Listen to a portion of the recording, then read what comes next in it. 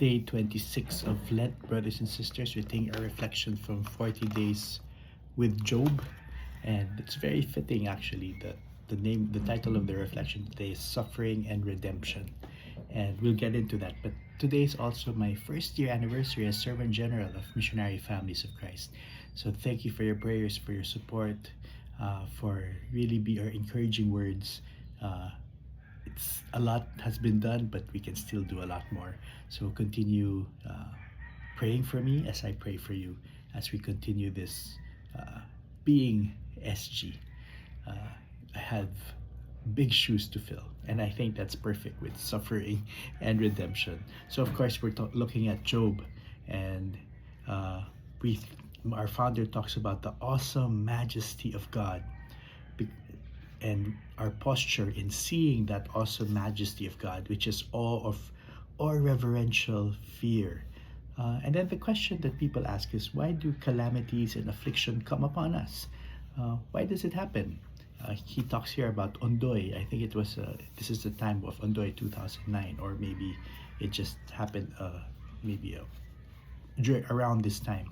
So why does affliction come upon us? First, as punishment for sin, but we see that suffering is redemptive, and again he always talks about redemptive suffering for us. And then what should our posture be? We recognize who our God truly is. He is just and righteous.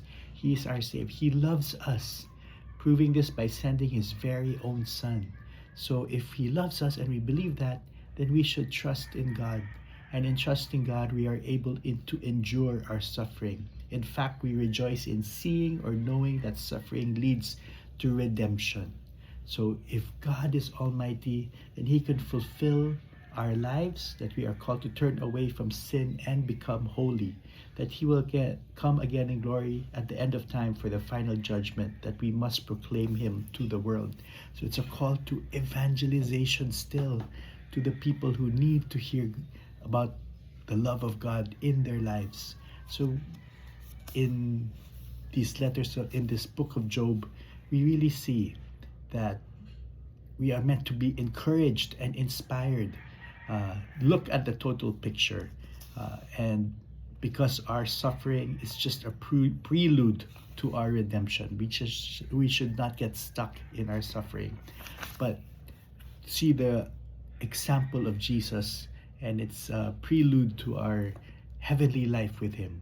And then he ends with this: we will suffer in the world, we will be afflicted, oppressed, and persecuted, but such is the privilege of following in the footsteps of our Master and Savior Jesus. We endure for a time, but we look to heavenly bliss for all eternity. Day 26. God bless you all, brothers and sisters.